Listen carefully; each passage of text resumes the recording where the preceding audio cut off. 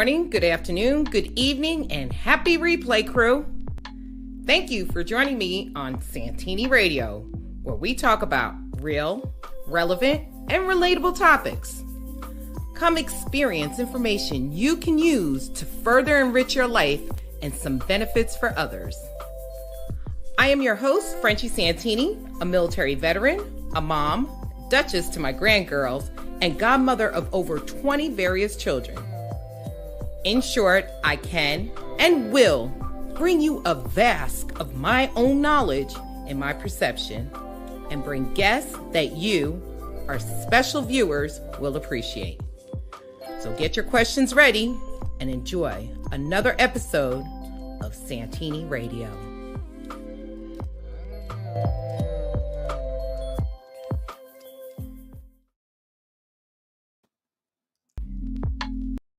Good evening and happy replay, y'all. Go ahead and hit that hashtag replay crew, CRU.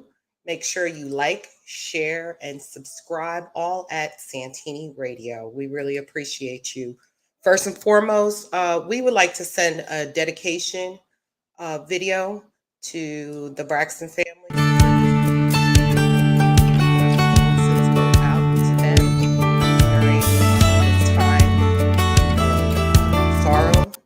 For Tracy Braxton, who has passed away. So we just wanted to do a little song.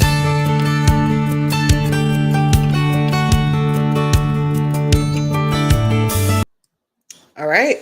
So thank you so much for joining Saintiny Radio. Last week we talked about the man-child, the identity and the behavior of a man-child. That was really deep. It's really deep. But today, what we are going to talk about is who is caretaking the caretaker, okay? Which is, it's a pretty deep subject, okay? We've done extensive research, and of course, you know, I always start off with the definition. Give me a second. Let me see if I can get in here. Yes, the definition of a caregiver, from the Webster's Dictionary, of course, is one that gives physical or emotional care or support, okay, or one that takes care of a house or a land or an owner who has been absent. So that is the definition of a caretaker. All right, y'all. Let's go ahead and get the elephant out of the room, okay? This past week, we've been talking about Will Smith and his actions and what he did during the Grammy, okay? Hey, y'all. The thing is that I don't think that people know that Mr. Will Smith, took care of his elderly father when his father was sick, okay, during the course of his ending of his life.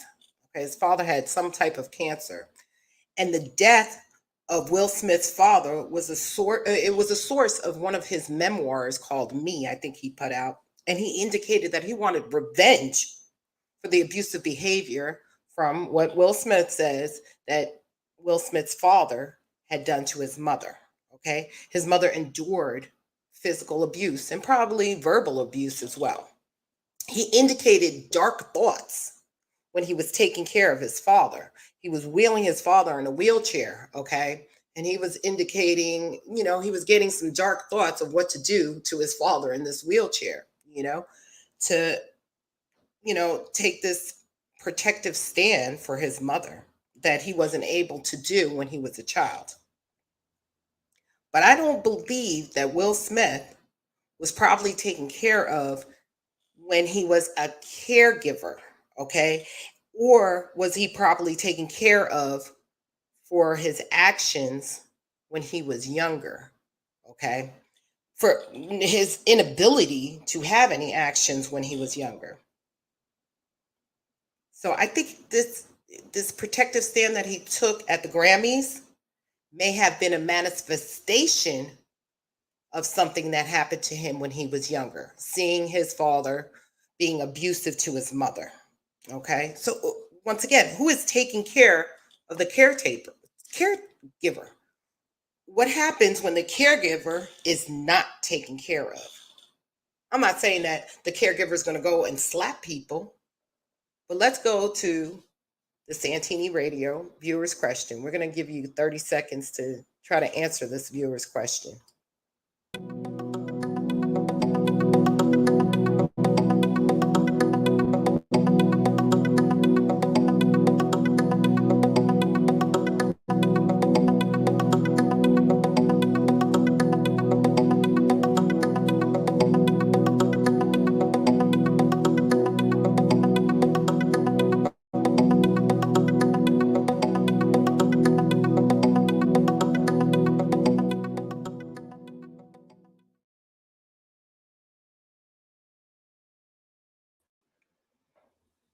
All right, y'all.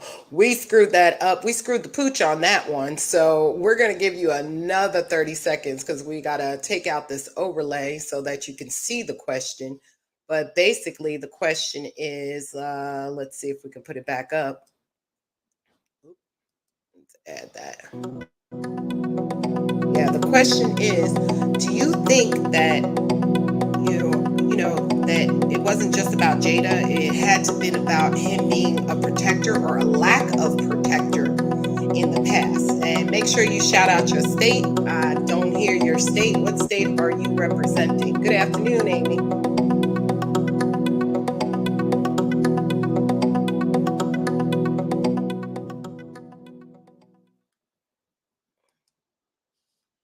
So, do you think that maybe what Will Smith did had to do more with him being a caretaker for his father? His father died in 2016. There's no time of grief, okay? His father died in 2016, and maybe he did not get the care that he needed when he was a caregiver to his father. Well, what we're going to talk about is caregiving, and I have some experience in it. I was a caregiver for my mother in 2013, and I was a caregiver to my brother from 2013 to 2020. Okay. I don't think folks really understand the depth of caregiving until they are a caregiver for either a family member or whomever, that you're a caregiver, not just so much a nurse, because nurses, they come in and, there is something missing for sure. And he basically snapped. Yes, ma'am. Yes, ma'am. He did. Um, a nurse comes in, she takes care of your family member or whatever else, and leaves. Yeah, there is some kind of connection because they're nurses. Most nurses go into nursing so that they can take care of somebody. But somebody who's a lay person like myself, or anybody who's out there who has to take care of a family member, there is so much difficulty that comes to it. There's burnout, there's guilt, um, there's slight to ultimate depression, there's frustration, and lastly, which is the worst, there's death. And when I took care of my mother for 32 days, that's the only time that I had to take care of my mother towards the end of her life. Not that, I took care of my mother throughout her life as an adult, but when she was unable to take care of herself, I had 32 days with her, and I went through all those emotions. And we're going to talk about certain emotions later on. These are lasting emotions, and if they're not dealt with, during your caregiving, they could be devastating. They could be devastating later on. So I don't want to go quickly on this. So if you need to replay this later on so that you can get the information. And thank you so much. Amy says I was amazing because Amy was there during the time that I was taking care of my mom. And Amy's also taking care of her mom, and she's absolutely amazing. But I want to dive into some of these topics with the video. This video is by Baycrest Health Science. There's a young lady, her name is, and I'm reading her name so I could say her name correctly, Miss Nira Wittenberg. She's an occupational therapist who explains caregiving and depression. So let's go ahead and listen to it.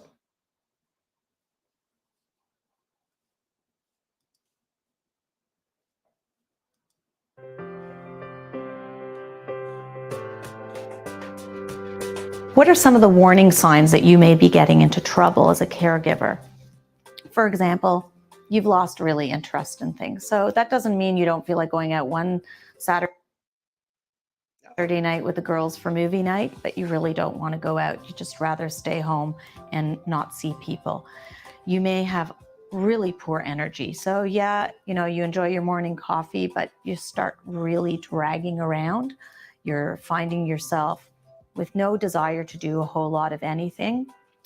And that guilt that we talk about, that guilt may be coming on in waves, so that be coming at you. You'll be sitting at your desk at work and you're going, wow, I didn't visit mom yesterday. I went to the gym. I shouldn't have gone to the gym. I should have gone visited mom. So that's coming at you. You may be thinking, what's the point of all this? I feel it's hopeless to do this because my mother has, or my relative has dementia. You've kind of lost your compass in this, and all those feelings start becoming overwhelming. And what I'm really describing is signs and symptoms of depression, which as an occupational therapist, I'm not able to diagnose you, but I want you to have the alertness to notice some changes in your activity level, in your behavior, in your normal activity. You may be sleeping really poorly. So I get a lot of caregivers coming and saying, I'm exhausted, I haven't slept in nights. Or they're sleeping away every moment they can to escape. They may be gaining weight in front of my eyes, and I'm like, hey, you used to go to the gym. What happened? I don't have time for the gym. I don't have the patience for it. I don't want to talk to people. I'm not into small talk.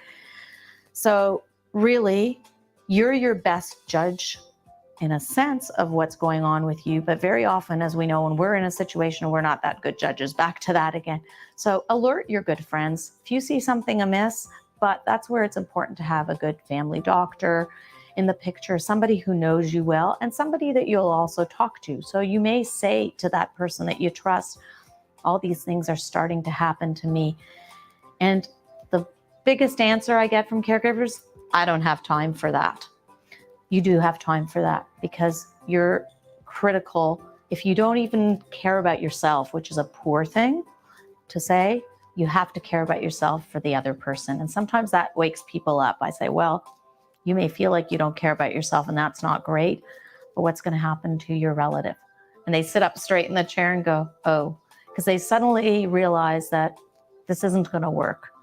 And everybody has a breaking point. And I think this dementia, and especially when you have challenging behaviors, challenging situations, you realize that at some point you're going to get stressed by them, and you're human. And if you're not human, you probably wouldn't be doing this job, but that means you're entitled to time off. And one of the things that I show my caregivers that I work with in groups and educate them is there is actually a caregiver bill of rights. And that's that you have the right to take care of yourself. You have the right for time off. You have a right to your own life. You have a right to taking care of yourself health-wise, and you have a right to continue on this journey in a respectful way to yourself. So really, challenging behaviors are there, and you're going to have to face them, but somehow you have to marry that balance of taking care of yourself, taking care of the person you're caring for, and going on this journey, and somehow balancing it. And it isn't easy, but it's doable.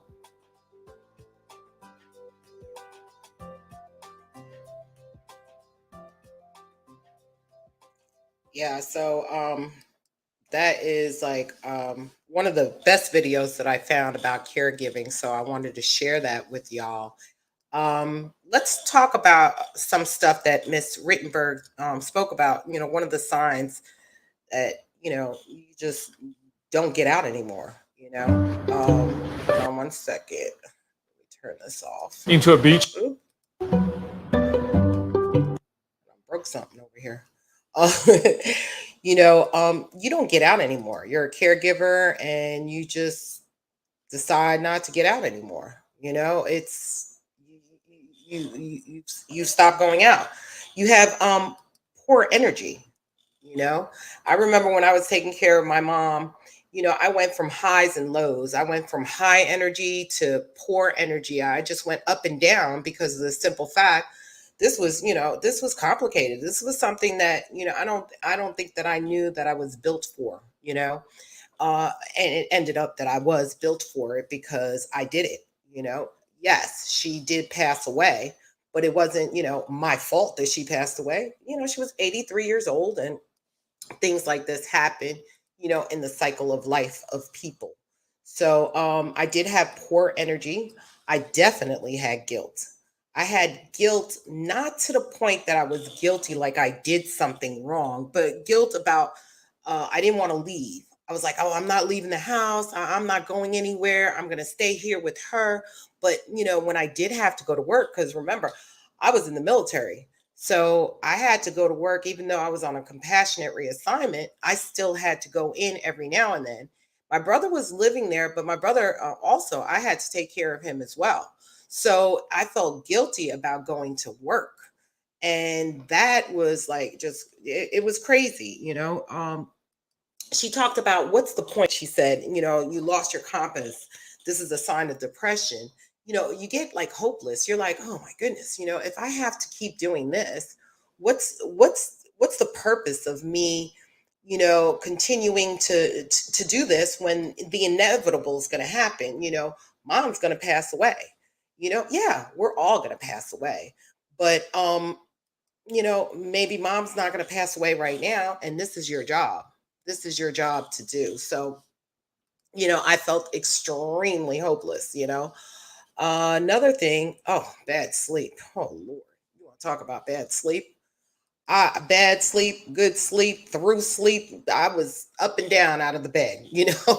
I just could not go to sleep. Every sound that I heard, I just kept thinking that it was mom. I was like, oh, mom, something's wrong with her. Let me run into her room and see if she's okay. Let me see, if she fell off the bed. I was going absolutely bonkers with mom. Oh, I'm sorry, trying to put something on here that doesn't need to be on here right now. Okay, cool. So that bad sleep was not good. Weight gain and weight loss. Oh, I gained weight, I lost weight, I gained weight. I was painting the house, her house, and I was making sure that, when I could get her up out of bed and put her in the wheelchair and wheel her over. It was funny because, I was doing laundry, and I would put the laundry on her wheelchair, and then I would wheel her into the living room, and I'd be like, oh, come on, mom. Are you going to fold anything for me? Or are you just going to sit there all day, And she had, yeah, she had a smile on her face, but I know that she was like, okay, I can't do this. Amy says, yeah, what about no sleep? Yeah, definitely. No sleep was definitely there, there too. Bad behavior. I didn't have any bad behavior. I wasn't, uh, a bad behavior type of caregiver. I was very upset at times, but I didn't really have bad behavior. But let's go back and talk about Will Smith. Even though he's a past caregiver, and we don't know, I don't think that he just like hired people to take care of his father or whatever else. And maybe he did. I don't know. But nevertheless, he was a caregiver if he was there. So, that may be not an excuse, but a reason for his bad behavior. But bad behavior is one of the symptoms that happens to you when you're a caregiver. So let's talk about taking care of yourself. Let's take care of yourself in a respectful way. What are things that you can do as a caregiver to help yourself with this caregiving idea that you have? Okay. There's so many ways that I didn't know that I want to make sure that y'all know so that you, you do better than I did. And I'm not saying that I didn't do well. As Amy said, I was a good caregiver.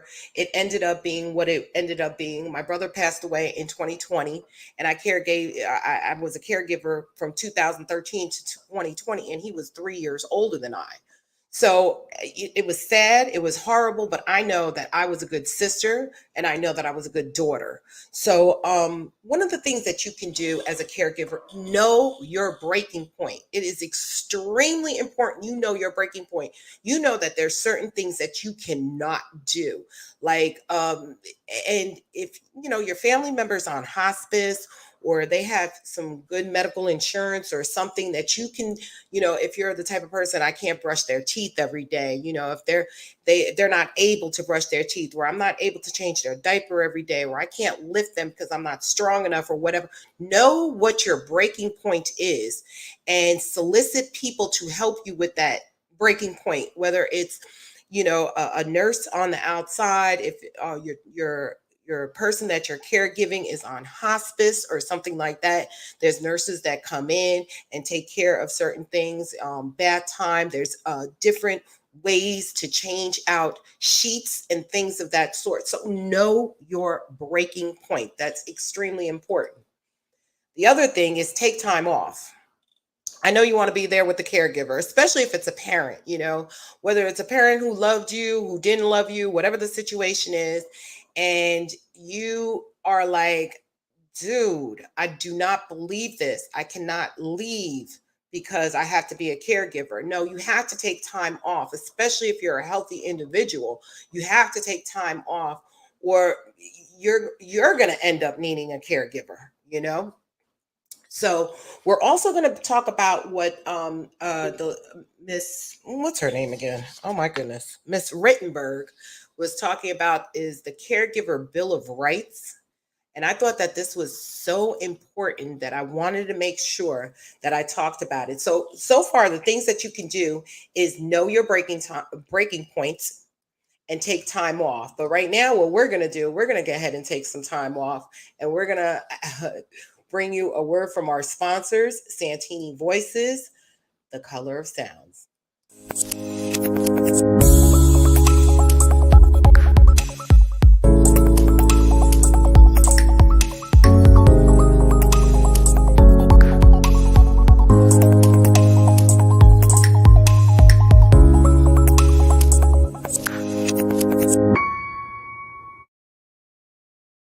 Well, thank you so much, Santini Voices. The Caregiver Bill of Rights, I think, is so phenomenal. And if you're a caregiver, just like a lot of things that you have to do for yourself, is read these rights out loud. And we will definitely put the Caregiver Bill of Rights in the description below after our program so that you can print it out.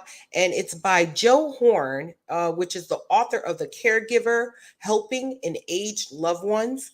But I want you to read this every single day so that you feel empowered.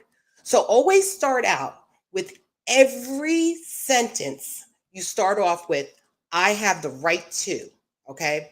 Now, I didn't type up every single thing that this says, so I'm going to just read it to you straight from the Caregiver Bill of Rights that I printed out.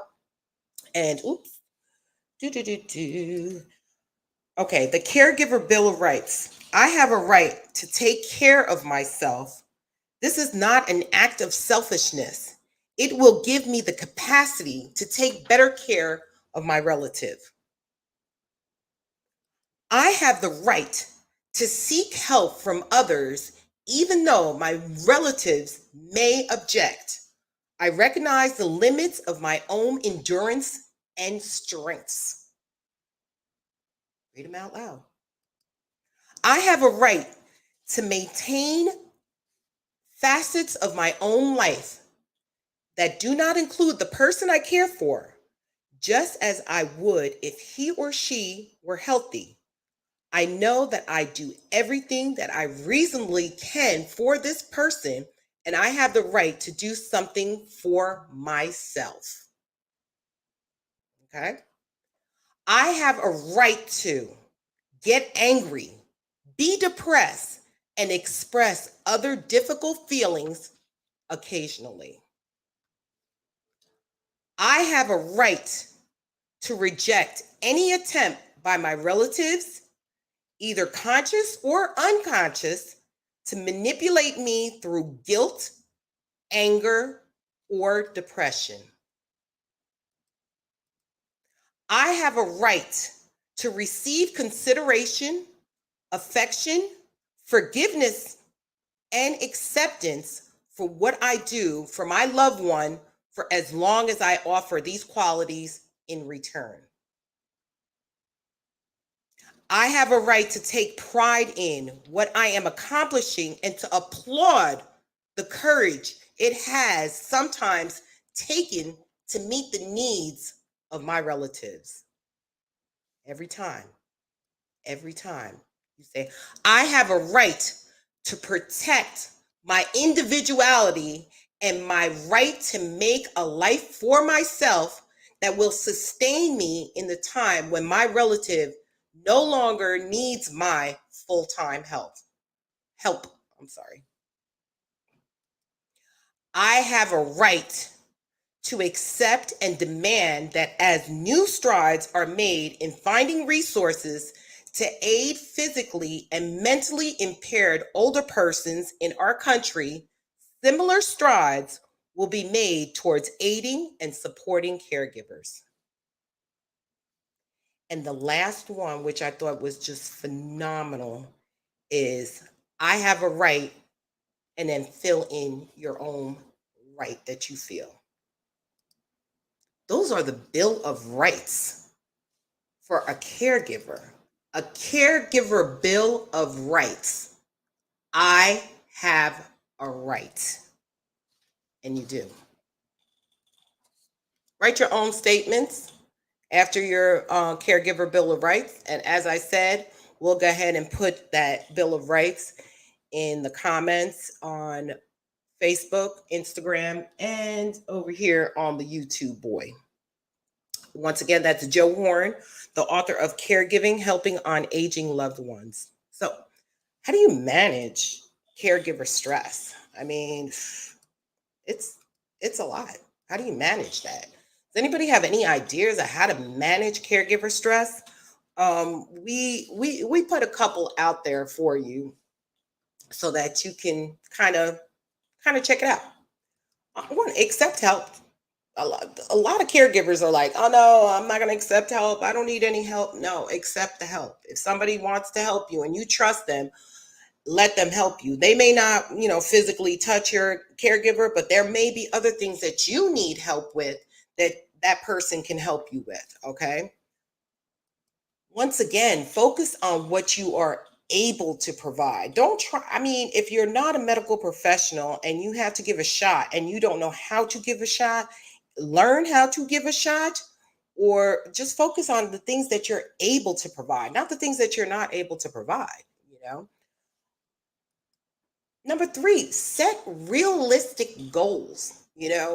Um, this was kind of weird because when I found out that my mother was going into hospice, I was totally, well, when I found out that she was sick, before I found out she was going to hospice, I was totally like, nah, that's not going to happen. All my mother needs is for me to come home and we can Zumba, because my mother and I used to dance all the time and things of that sort.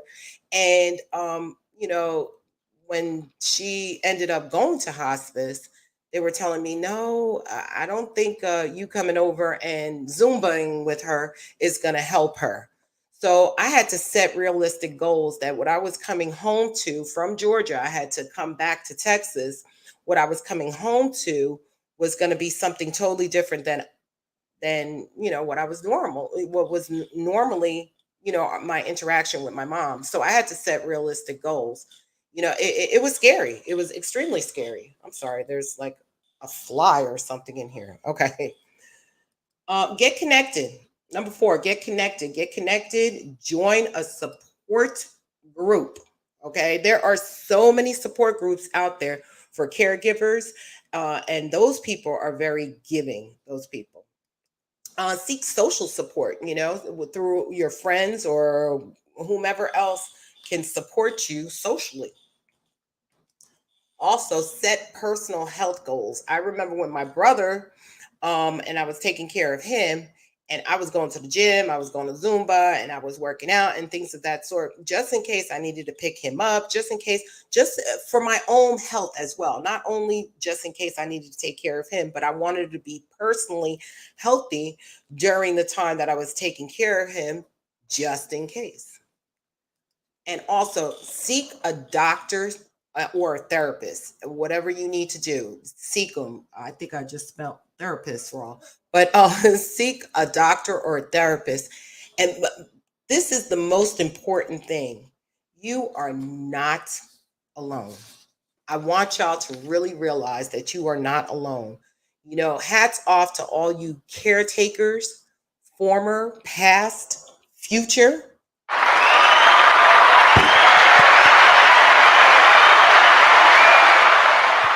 Y'all caretakers are totally, totally awesome. You are not alone. There is help out there for you. We will put as many links at the bottom so that you can check it out. Don't forget to like, subscribe, and share this broadcast. And we are going to leave you with a video, with two videos.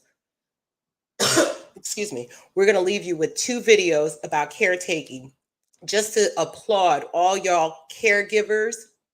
And remember, us friends who have people who are caregivers, we want to make sure that we're there for these caregivers. Okay. So we need to be the caretakers of our friends and family members who are caregivers without any judgment.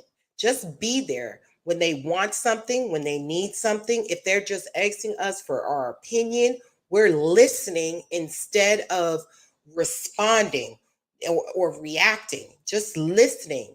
Okay. So we're going to leave you with this.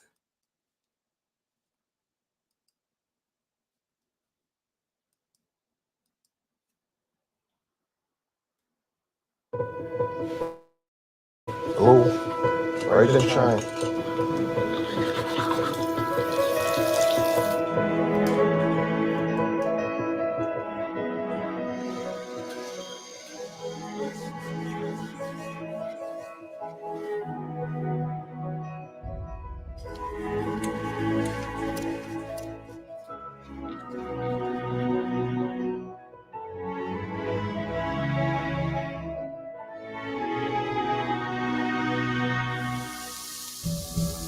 Okay.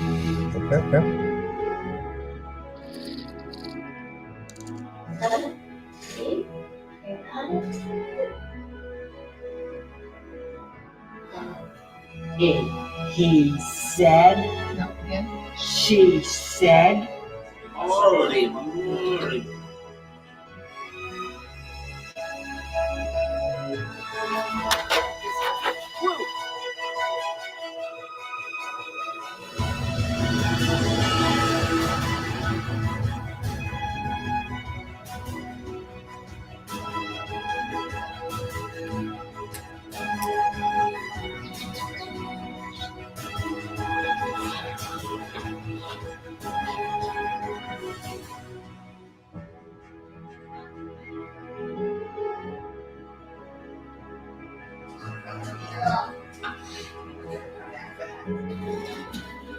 Yeah, you can come back, put a little. Okay. Better than mine. Is that right? Hands up.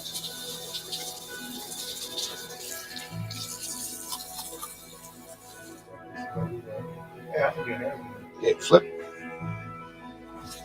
There you go.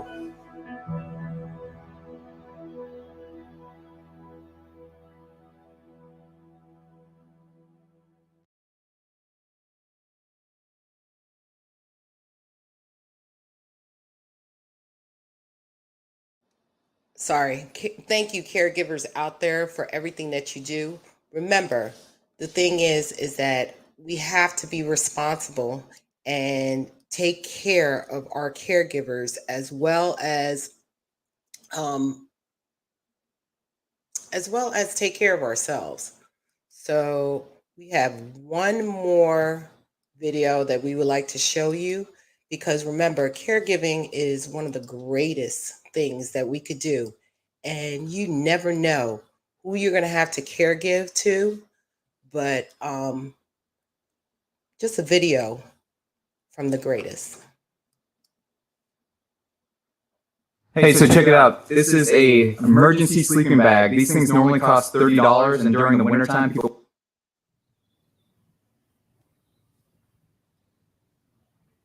You start out, you're more of a care partner, but depending on the illness as it progresses, you become a caregiver.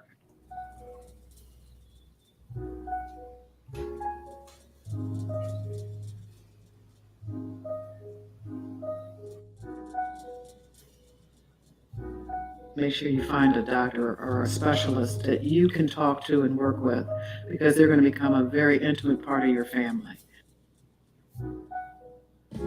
We do have a very tight relationship with doctors, whatever it is, whatever specialist that we need to be speaking with for whatever may be occurring, we have that kind of communication. You develop that kind of communication. You are the person who's going to be able to communicate the best with the physician. I have a deep spiritual faith in God, and I know that He put me here for a reason. I firmly believe that. I've always believed that. And He's not going to let go. He's not going to let go of my hand. If I need assistance, if I need help, there's no better entity to go to than God. And you may be experiencing something that with your loved one that someone has already experienced. There's all kinds of support groups within most cities. So I would suggest you reach out to them so they can give you that help and support and information that you may need. It's important to connect with people. You really have to play the hand that life deals you. And either you can fold and just let it overtake you, or you can stay in the game. And, I hope they stay in the game.